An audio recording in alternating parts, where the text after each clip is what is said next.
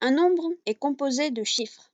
Dans notre système mathématique, il existe exactement 10 chiffres. 0, le 1, le 2, 3, 4, 5, 6, 7, 8 et enfin 9.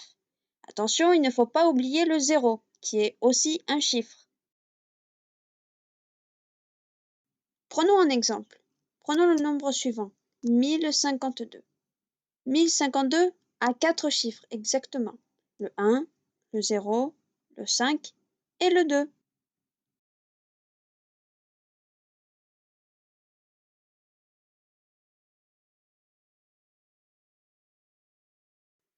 Pour lire un nombre, il est essentiel de mettre des espaces.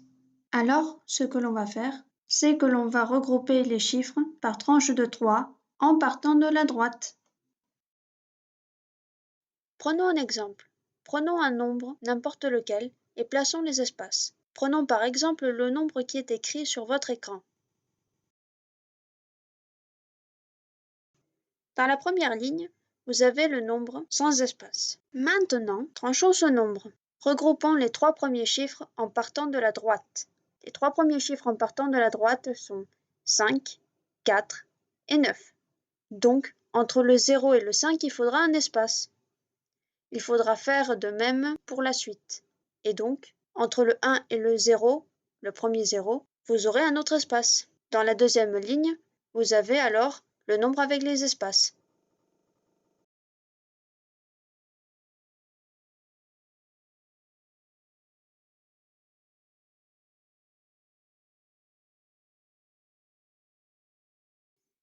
Ici, vous avez un tableau. Vous avez la tranche des milliards, la tranche des millions, la tranche des milliers et la tranche des unités. Dans chaque tranche, vous avez des colonnes. La colonne des unités, des dizaines et des centaines. Ce tableau permet de lire un nombre. Essayons de lire celui qui est écrit. Ce nombre se lit 3 milliards 21 millions 952 784. Pour pouvoir lire ce nombre, il faut céder des tranches. On peut vous demander aussi, par exemple, quel est le nombre de millions. Le nombre de millions est 3021 et non pas 1.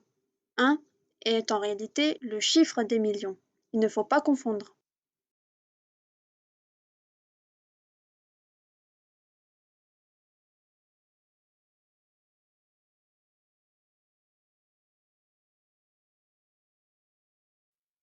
Afin de comprendre ce qu'est la décomposition, nous allons traiter un exemple. Décomposons le nombre 1809. Pour faire la décomposition de ce nombre, il faut procéder chiffre par chiffre.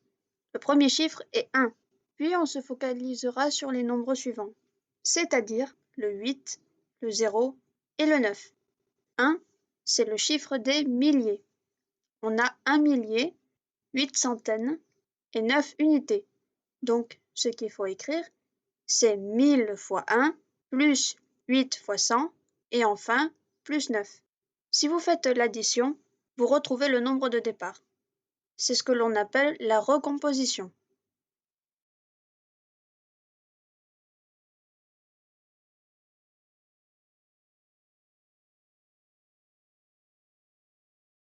Une demi-droite graduée est en fait une demi-droite sur laquelle on a reporté une unité de longueur, de manière régulière à partir de l'origine, c'est-à-dire à partir de 0. Sur cette demi-droite graduée, on va repérer des points grâce à un nombre que l'on va appeler abscisse. Dans ce cas de figure, quelle est l'abscisse du point A? On part de 0. On saute du point 0 jusqu'au point suivant, c'est-à-dire lorsque l'abscisse est égale à 10. On continue à sauter. On sera donc au point d'abscisse 20. Puis on ressaute pour atterrir au point A. Le point A a pour abscisse 30. On note l'abscisse du point A entre parenthèses 30.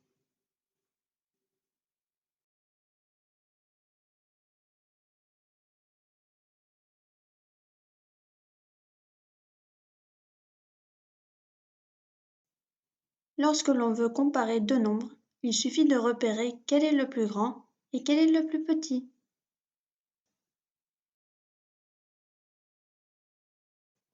Prenons un exemple. Comparons deux nombres. le 12 et le 14. 14 est plus grand que 12, c'est ce qui est écrit dans la première ligne, en langage mathématique. 12 est plus petit que 14, c'est ce qui est écrit dans la deuxième ligne.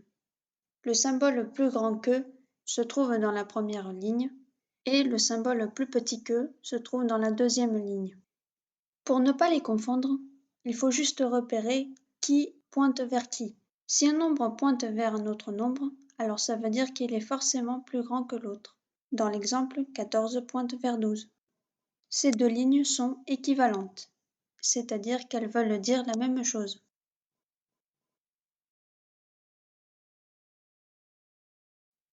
Il existe deux types de rangement. L'ordre croissant, dans ce cas de figure, il faut ranger les nombres du plus petit au plus grand, et l'ordre décroissant, il s'agit de l'inverse, c'est-à-dire il faut ranger les nombres du plus grand au plus petit. Prenons une liste de nombres. 34, 56, 25, 79, 63. Maintenant, plaçons ces nombres dans l'ordre croissant. Tout d'abord, le plus petit nombre est 25, puis 34, 56, 63 et le plus grand nombre de la liste, 79. En langage mathématique, on peut aussi l'écrire de la forme suivante. Reprenons la même liste. Maintenant, rangeons les nombres dans l'ordre décroissant, c'est-à-dire du plus grand au plus petit. Le plus grand nombre de la liste est 79. Celui qui est un tout petit peu plus petit est 63, puis 56, 34 et enfin 25, c'est-à-dire le plus petit nombre de toute la liste. En langage mathématique, on peut aussi l'écrire de la forme suivante.